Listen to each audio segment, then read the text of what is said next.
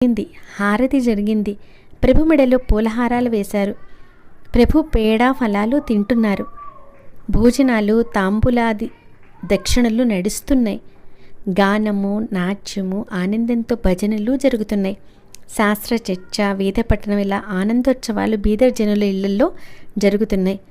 బీదర్ జనులు ప్రభు ఆగమనంతో హర్షితులయ్యారు. ఈ విధంగా ఆహ్వానించిన ప్రతి ఒక్కరి ఇంట్లో ఉపచారాలు చేయించుకొని వారు తమ విశ్వరూపాన్ని చూపించారు. అది చూసి ప్రజలు ఆనందంతో మునిగిపోయారు.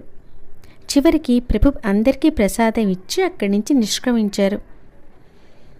ఇక్కడ జర్నీలో ప్రభు గాఢనిద్ర నుంచి లేచారు. అప్పుడు ప్రభు శరీరం చెమటతో తడిసి శ్రమించినట్లుగా శ్వాస తీసుకుంటూ కనిపించారు. ఇలా ఎందుకు జరిగిందో ఎవరికీ తెలియలేదు. శిష్యులు తొందరగా చెమట తుడిచిన తర్వాత వెంకమ్మ వినయపూర్వకంగా, ప్రభు, మీకు ఇలా ఎందువల్ల